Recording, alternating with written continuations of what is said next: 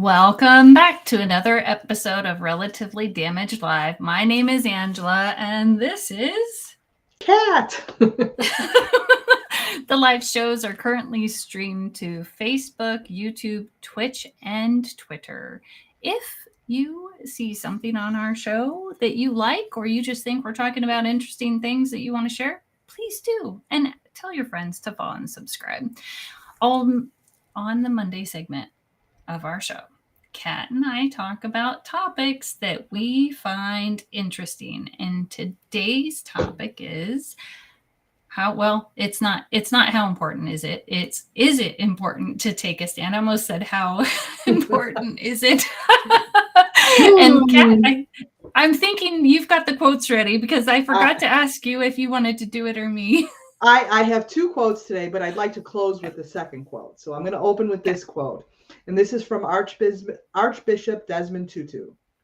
If you are neutral in situations of injustice, you have chosen the side of the oppressor. If you are neutral, okay, in times of injustice or in situations, then you've chosen the oppressor. The side of the oppressor, yes. Right. You've chosen to stand with them. I am really trying to think of that. And I know I read it beforehand, but I don't think I read it. And now we're 100% focused on it. So I think, yes.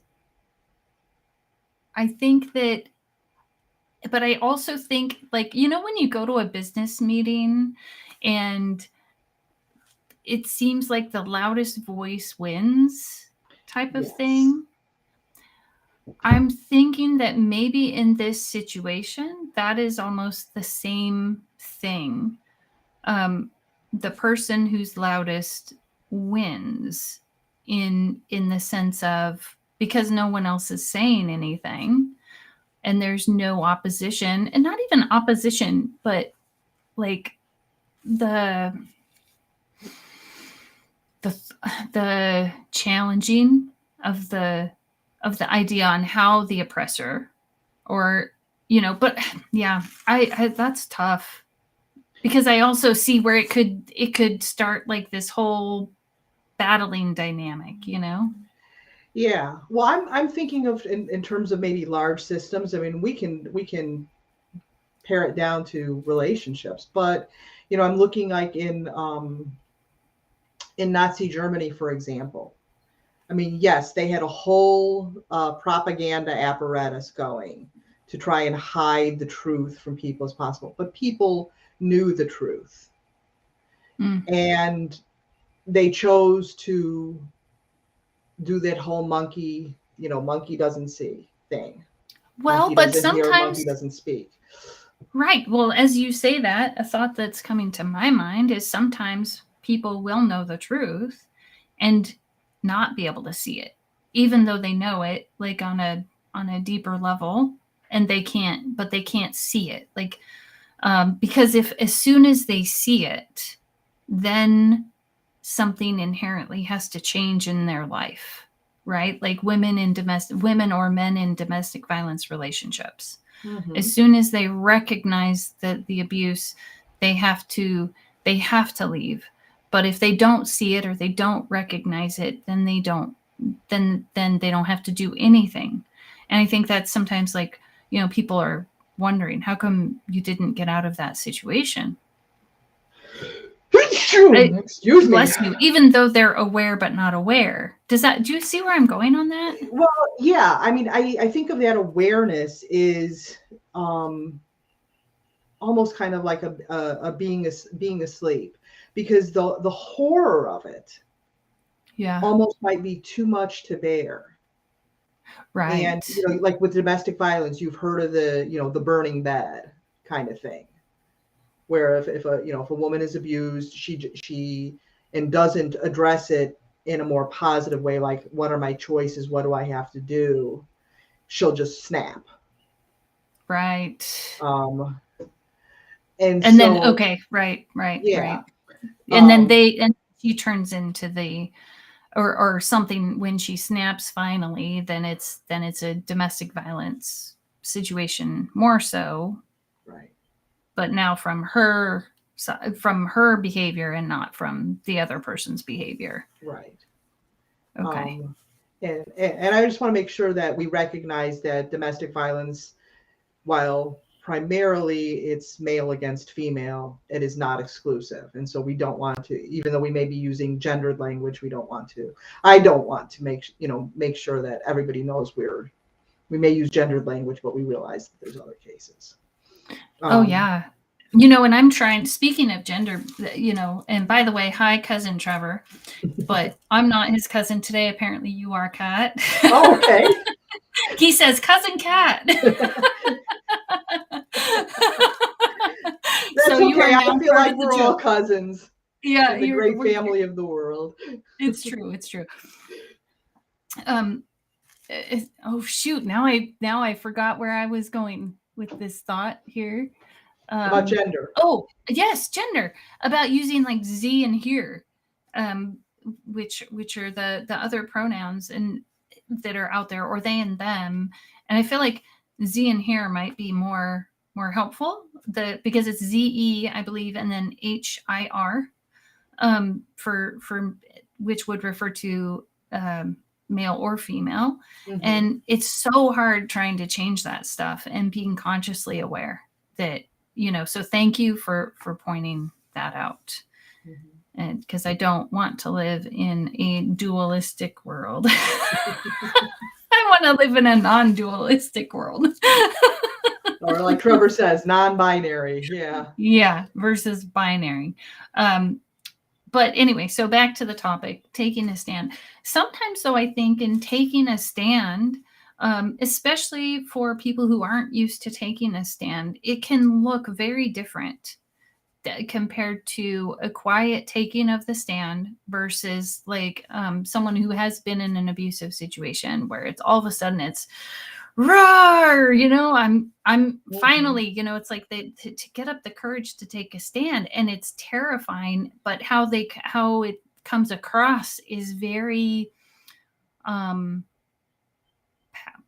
hungry, maybe. I don't know if that's a good way to put it. It can be. This was a topic that I had suggested for us to talk about. And I think where I'm really coming from, and I don't want to get into the politics of it, but with all of the changes going on, the leaked Supreme Court document, and the questions of what does this mean and where do I have to take a stand? Mm-hmm. Because if we take it in one isolated thing, so here's this one isolated case. Well, I'm a menopausal woman without children. So I'm like, well, does it affect me now? No. Is it going to have an immediate impact on my life? No. Are there ramifications that can spread out from this? Absolutely. And could those ramifications affect me? Absolutely. So I have to decide as to what stand I'm going to take. But the thing is that these issues are so complicated. They're not just a simple issue of, is this right or is this wrong? And so, in that, what do I take a stand? I don't necessarily want to go out there and march on either side, but I do feel strongly about my opinion. And so how do I take that stand? Because I think what's going to happen is the ramifications for everyone, for every woman, for every person on the outside are very important to consider. And so what does that mean? Rather than take a specific principle or specific act, look at the overall freedoms that it gives us, and our freedoms being limited. I love that you're talking about this. It's really interesting because I think that gets into freedom is truly allowing room for someone to make a yes or no choice, like that they get to make that decision. And there's a quote from Marshall B. Rosenberg's Nonviolent Communication that says, "We all pay dearly when people respond to our values and needs, not out of a desire to give from the heart, but out of fear, guilt, or shame." And I think that by limiting the whether or not women are able to get abortions, they're going to be many of them are going to react out of fear, or when they become pregnant, if they become pregnant, and then will find themselves in a really horrible situation. And it almost is, I think, especially the way that the law is written in Texas, which kind of got all this started because people are able to civilly sue if they know of someone who goes to get an abortion. They're able to civilly sue. And so it almost turns into like a witch hunt. Now we're turning people against each other. And I think that's really sad and really disappointing, because in a free society, now how are people going to behave if they don't know? And we're at a point in our society, in at least I think in this country, where that emotional intelligence isn't there. Right. We're not even talking about those things. And it's just very frustrating, because I feel like I can understand the perspectives of, people who don't want it and the people who do want it. And again, I have to go back to, well, what is freedom? And freedom means I get to choose. And in my life, when I start trying to control other people, that's a problem. Or if they're, or when someone tries to control me, whew, those feelings, man, wow. Exactly. And so, a couple things that you said. So when you said about the basically allowing people in Texas to sue other people for doing that, it reminds me a lot of when they went back to the times of slavery, when you had to catch them and return them to their master. People wanted freedom. They wanted their autonomy. They wanted freedom from slavery. And yes, that was a particular kind of bondage, and I'm certainly not comparing the two, but it's a slippery slope. When we start limiting the freedoms of people to do certain things, as long as those things don't impinge on the freedom of other people. Right. And let's talk about slippery slopes real quick. Sure. Because it's really interesting. I cannot remember which book. I mean, you guys know I love reading, and I read a lot. And this was a long time ago. But the slippery slope, like for instance, when a politician, when we see them finally get caught for taking a bribe or something like that, it didn't start there. It started with a pen, for instance, right? Here, let me give you this pen. In fact, it is actually known that, when nonprofits would go to the airport, I think there was a study on this, and gave freely something to someone, that their donations increased significantly. So what I'm saying when we're talking about that boomer. Yeah, boomer. But that slippery slope starts with a tiny thing. And then because that small thing was justified, it's just a pen. Next, it's maybe a dinner or a lunch. Then it's a fancy feast. Then it's a trip to the golf course. Then it's a trip to another country. Well, can I got to stop you right there. Yeah. Having been a quiet boomer. Boomer thinks it's her show. Yeah, she does. Hold on one second. Let me let her out of the room. Yeah. Boomer's being sequestered now. Come on, Boomer. Go outside. Oh, yeah, those yeah, Trevor, I love what you say about freedom is limited as long as you do what they say, which is not really freedom. Okay, So here's sorry that. about that. Yeah, go for it. All right. So, having been a former public employee, we actually had to take an ethics test every year, and there were ethics regulations, and the amount of so-called gifts was capped. So when I went to a conference, I could take a pen or a tote bag or a piece of chocolate, whatever, from the vendors. Um, but I couldn't go out to meals with them.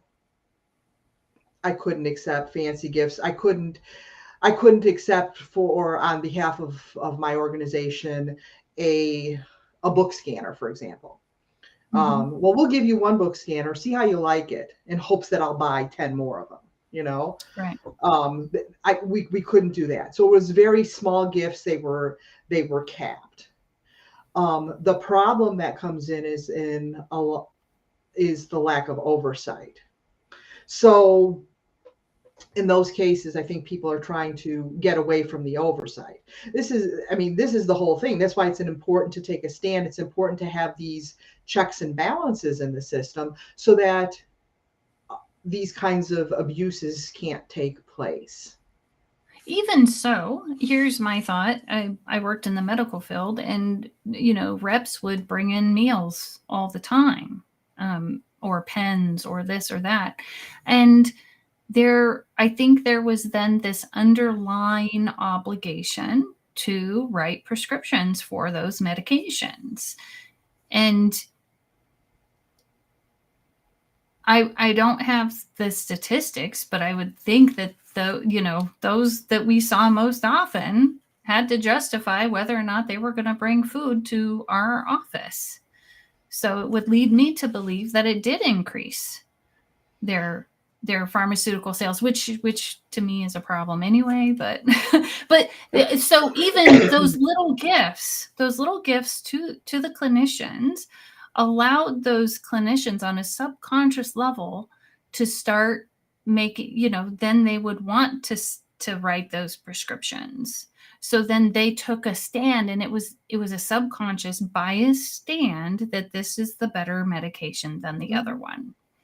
And the same thing happens. I think we've talked about the Stanley Milgram study before too, about the shocking, where there's a Confederate who is pretending that they're being shocked, and I think it's up to 450 volts, and there's just someone in a white coat, so someone in a power position, and they're simply saying that the experiment must continue. If someone asks if it can end, the experiment must continue. Well, little do they know the experiment continues whether you leave or stay. That's the experiment, right? That's what they wanted to know.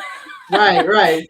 So that power it becomes really hard to take a stand, or like the prisoner experiment that was done at Stanford.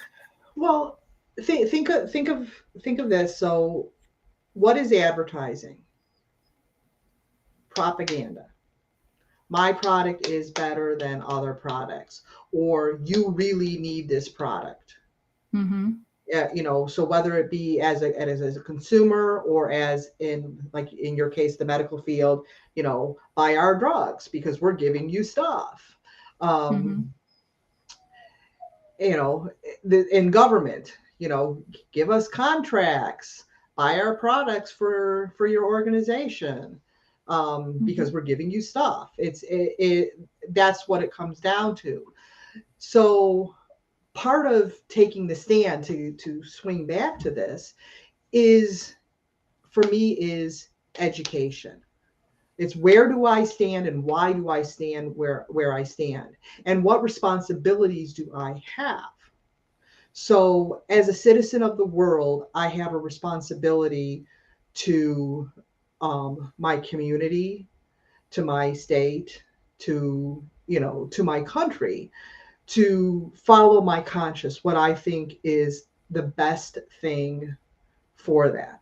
I wish all our politicians would do that, but apparently it's now a free-for-all of what they can get. Because Well, I don't think there's those checks and balances there. Right. Well, and again, they're not crossing party lines like they used to, which means that there's a price to be, from my perspective, I'm not going to say that factually, like as if it was a fact, but to me, it feels like, I know for a fact they aren't crossing party lines the way they used to. I know that. So that means that as soon as they say something, then they have to, it's like do or die type thing. And then what it doesn't allow for is that broader sense of communication and understanding, right? Like, exactly. So I can't even be open to other potential solutions, because if I am, then I'm not in line with this over here. And this over here is so much more important than being open to communication. But, so that's like when you're saying about the, about the being open to the information, like what do I have to do? Well, part of me has to be willing to be challenged, I would think. Exactly. I'm coming into this, and this is the problem that I'm finding personally. Is it important to take a stand? In short, I believe yes, it is, to know where I stand on certain issues, on certain things, coming from a place of consciousness. But because we tend to be so divided on things, well, I'm going to cancel my Disney Plus subscription because even though my young children like it and they want to watch it, I need to own the libs. Or well, I'm not going to go on vacation to Texas because why would I want to contribute to the Texas economy? Because I got to own the Republicans. Those kinds of things. And it's just insane. Instead of saying, let's really look at this. And what are these decisions going to really do? What is the impact? And they may have that initial impact of, like the Russian invasion of Ukraine. They think they should have this Donbass region and have that thing. So that's their propaganda going on. This is part of Russia, da, da, da, da, da, da, da, da. And so the Russian people hear that and they want to believe that. But what is the cost? Right, but from the cost of these things? Well, of the stands that we're taking. Well, but as soon as I've made that decision, I've literally cut off any other decisions from being made. Exactly. And so how would one stay open to the possibility that maybe that decision isn't the best decision? I think that maybe there is some truth to what people are saying. What's the underlying truth? Because usually there's something there that maybe I'm just not aware of a lot of times. And can I stay calm enough, I'm going to say that, to even hear that? And yeah, right. I agree. That's the hard. Yeah, that's the hard thing.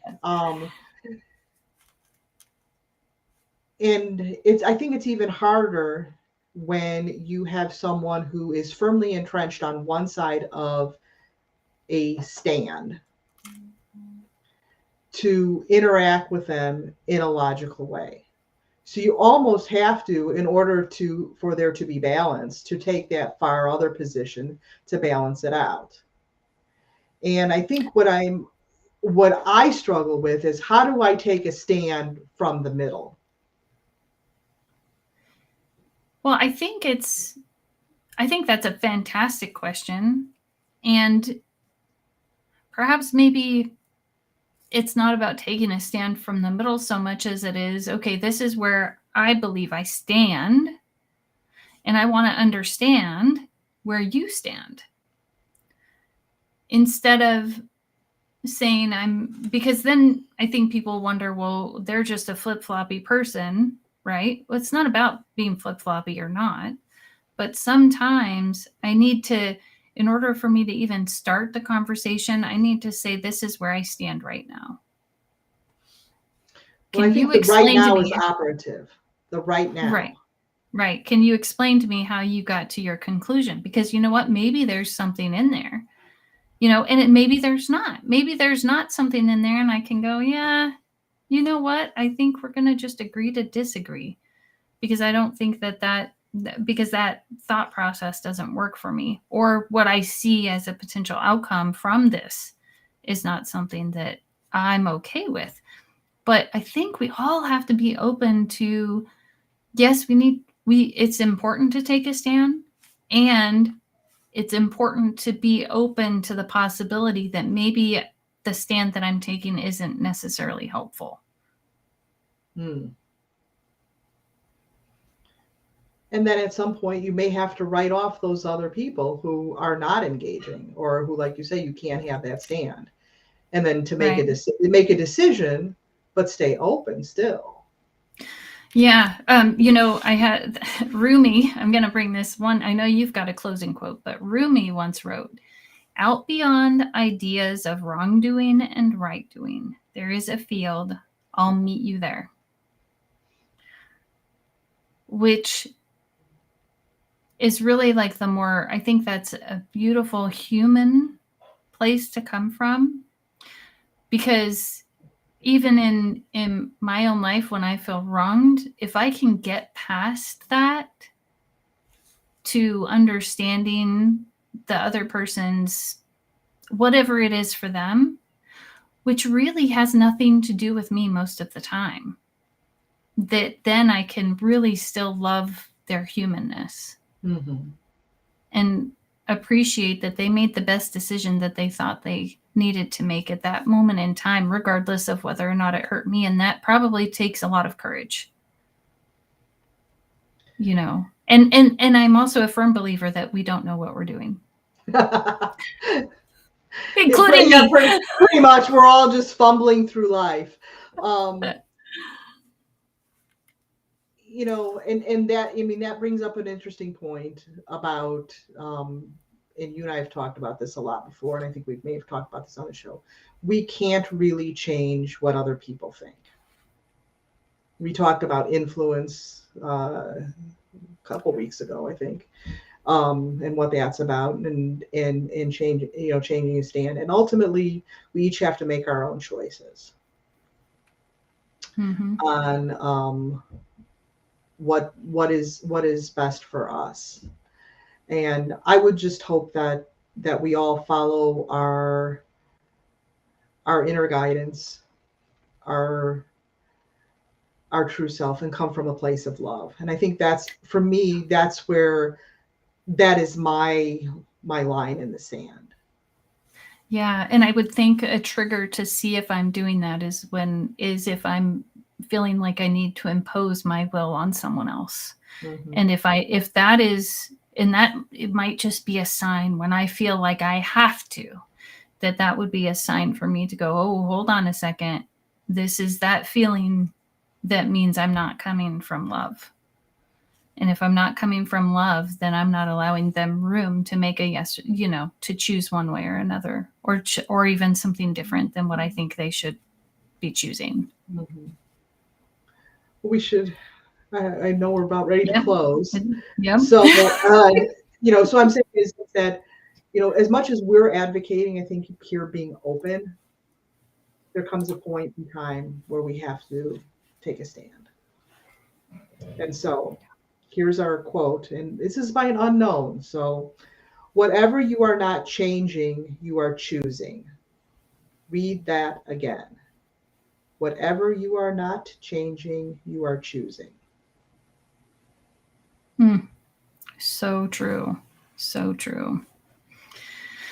Well, everybody, that's our 30 minutes for today. I'm Angela. And I am Kat. And if you want to hear more podcasts where I talk with people about struggle, you can find them on Spotify, Apple. I mean, probably most anywhere. Just look for Relatively Damaged. And I feel like I'm forgetting something in the closing, Kat. Am I forgetting something? You usually do where I interview other guests, but you basically. Oh, yeah, I just said, yeah. So we got it. Hallelujah. Just the short version. Yeah, it was a very short version. Thank you, everyone. We'll see you next week.